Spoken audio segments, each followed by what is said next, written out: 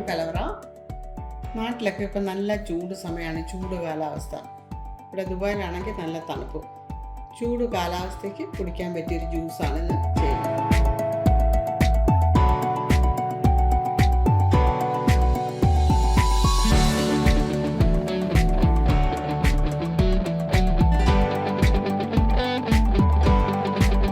അതിനായിട്ട് എടുത്തിരിക്കുന്നത് ഒരാപ്പിള് കട്ട് ചെയ്ത് വെച്ചിട്ടുണ്ട്, അതുപോലെ ഒരു പേർ അതും കട്ട് ചെയ്ത് വെച്ചിട്ടുണ്ട്, ഒരു ഓറഞ്ച് അത് തൊലിയൊക്കെ കളഞ്ഞ് ഓരോ ഇതളും മാറ്റി വെച്ചിട്ടുണ്ട്.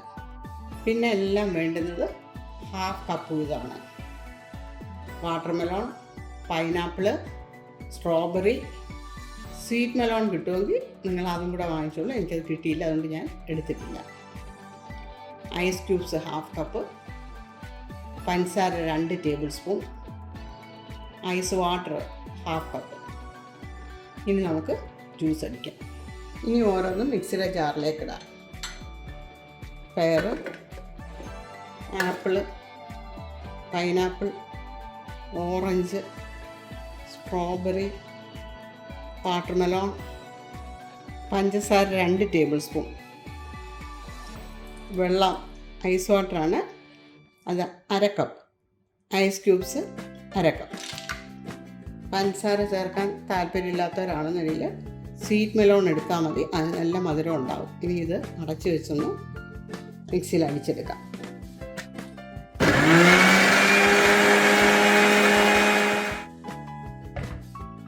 ഇനി ജ്യൂസ് ഗ്ലാസ്സിലേക്ക് മാറ്റാം.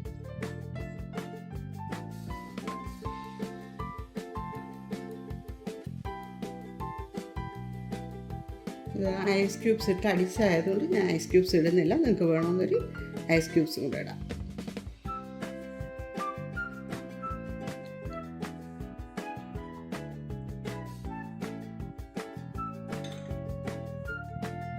എടുത്ത ഫ്രൂട്ട്സ് എല്ലാം കൂടെ ഇങ്ങനെ വെക്കാനൊക്കത്തില്ല, അതുകൊണ്ട് സ്ട്രോബെറിയും പേറും മാത്രമേ ഞാൻ വെക്കുന്നുള്ളൂ.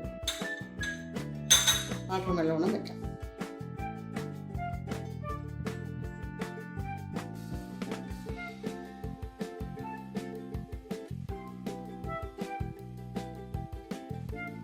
Mint, straw. ഈ ജ്യൂസ് നല്ല ടേസ്റ്റ് പോകുന്നുണ്ട് കുടിക്കാനായിട്ട്. നിങ്ങൾ അതിനോടൊപ്പം സ്വീറ്റ് മെലോണും കൂടെ ചേർത്താൽ നിങ്ങൾക്ക് പഞ്ചസാരയുടെ ആവശ്യമില്ല. നിങ്ങൾ ട്രൈ ചെയ്ത് നോക്കണം. അധികം പ്രയാസമുള്ളതൊന്നും അല്ലല്ലോ, എല്ലാം സാധാരണ ഫ്രൂട്ട്സൊക്കെ തന്നെയാണ്.